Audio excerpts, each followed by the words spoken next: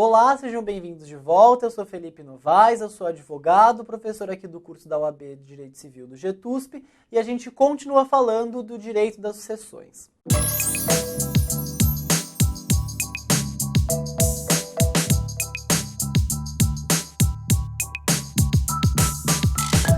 Bom, a gente falou até aqui sobre a sucessão legítima, ou seja, aquela que decorre da vontade da lei e que a própria legislação vai cuidar de dizer quem são os herdeiros, na forma, de que forma eles vão receber, quais serão as condições, se vão poder ser deserdados, se vão poder ser declarados indignos e a forma como isso ocorreria. Tudo isso no âmbito dos sucessores legítimos.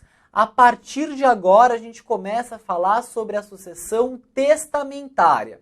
A sucessão testamentária é aquela que surge por meio de um testamento. E o testamento, ele é um ato de disposição de última vontade. Esse ato de disposição de última vontade, ele, para produzir os efeitos esperados, precisa estar revestido das formalidades legais, ok? Quando a gente fala da sucessão testamentária, é possível que haja um herdeiro, que a gente fala herdeiro, a gente fala que é a pessoa que vai receber um conjunto, um universo de bens e deveres de uma pessoa, ok? Mas também do legatário, ou seja, aquele a quem é destinado um bem específico. Isso não pode ocorrer, vejam só, na sucessão legítima, mas ele pode ocorrer na sucessão testamentária, ou seja, no momento em que eu estou praticando este ato de disposição de última vontade, eu determino que um bem especificamente vai ficar nas mãos de tal pessoa. Na lei, não. A lei ela distribui quinhões, ela distribui classes, ela distribui qualidades, né, em graus de parentesco, por exemplo, e que por meio dessas qualidades você herda e você herda um universo de direitos e obrigações. Aqui você tem a destinação específica de algo, ok? Muito bem. Sobre a aplicação da lei no tempo, a gente tem duas situações. No momento em que o testamento é feito, você vai verificar a lei que versa sobre a capacidade do testador e sobre a forma do testamento. Então vamos imaginar que hoje só é possível fazer um testamento a partir dos 18 anos, porque essa é a idade da maioridade civil, por meio da qual você adquire a sua capacidade plena.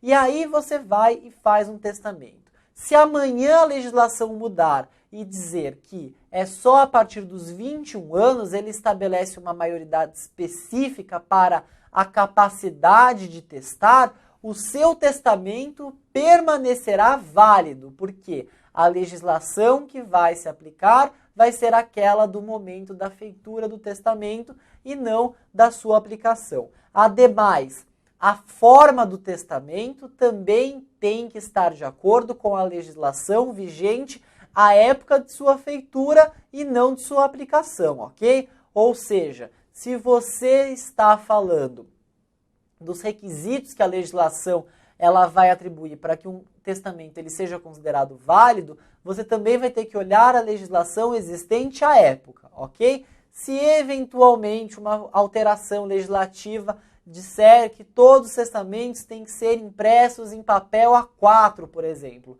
se isso não constava das obrigações da forma prescrita pela lei no momento em que você fez o testamento, então não vai se aplicar para o seu caso.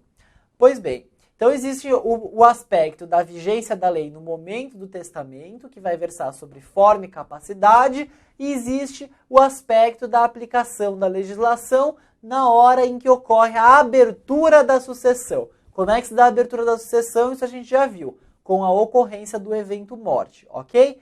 Na abertura da sucessão, o que a gente vai verificar é a capacidade testamentária passiva de quem vai, portanto, receber a herança.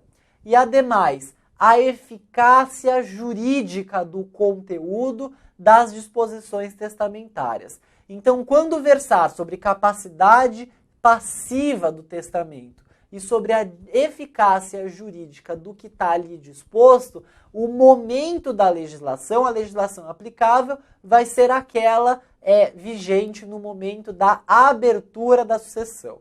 Que não é, vejam só, o momento da partilha e nem do inventário, que é da efetiva distribuição e aptidão daqueles bens, mas da abertura da sucessão, ou seja, no momento em que ocorre a morte da pessoa, ok?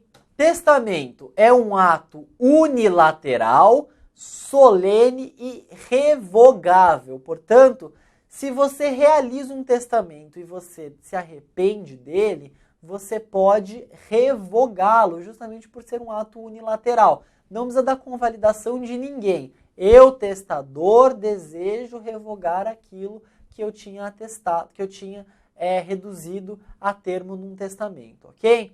Bem, a gente vai observar para critérios de validade do testamento exatamente aqueles atinentes ao negócio jurídico.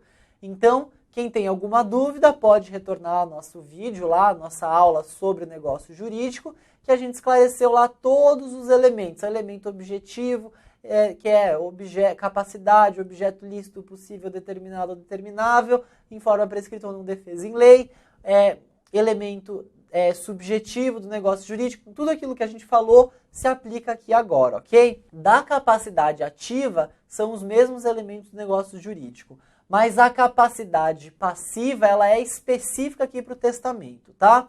E ela pode versar, né?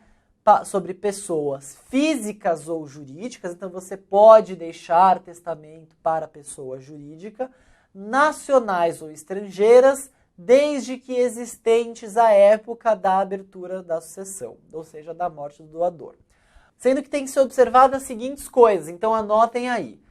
Em relação à capacidade, que a gente já viu que é a aptidão para, aí nesse caso, receber a herança. Não possui essa aptidão, não possui essa capacidade os indivíduos não concebidos. As pessoas de direito público externo sobre bens imóveis. Olha só essa previsão. Se você está falando de pessoa jurídica de direito externo sobre bens imóveis, não pode ocorrer. Ou seja, você não pode deixar o seu conjunto de bens para a França, por exemplo. Ela é uma pessoa de direito público externo. Por quê? Porque há uma vedação da lei que visa proteger a soberania nacional, ok? Sobre o território pátrio. Ademais, não possui capacidade, essa aptidão, a capacidade passiva, essa aptidão para receber os bens. Quem escreveu o testamento e seus familiares, testemunhas do testamento, amante no concubinatário, salvo se ocorrer uma separação sem culpa da pessoa por mais de 5 anos. Lembra-se quando a gente disse lá que uma das obrigações do casamento é o dever de fidelidade? Isso não é mera firula legal, tem atribuições práticas e a legislação impõe consequências. Não pode doar, lembra que a gente tinha dito? E também não pode ser beneficiado com o testamento por não possuir essa capacidade passiva, o concubino, salvo se ocorreu separação de fato por mais de 5 anos e sem culpa do concubino, ok? Ademais, tabelião à autoridade pública competente para aprovar o casamento, também não pode receber o testamento. E há, evidentemente, aquela restrição que a gente disse de que a parte que vai fazer o testamento só pode dispor neste ato por última vontade de até 50% do patrimônio, caso haja um herdeiro necessário, ok?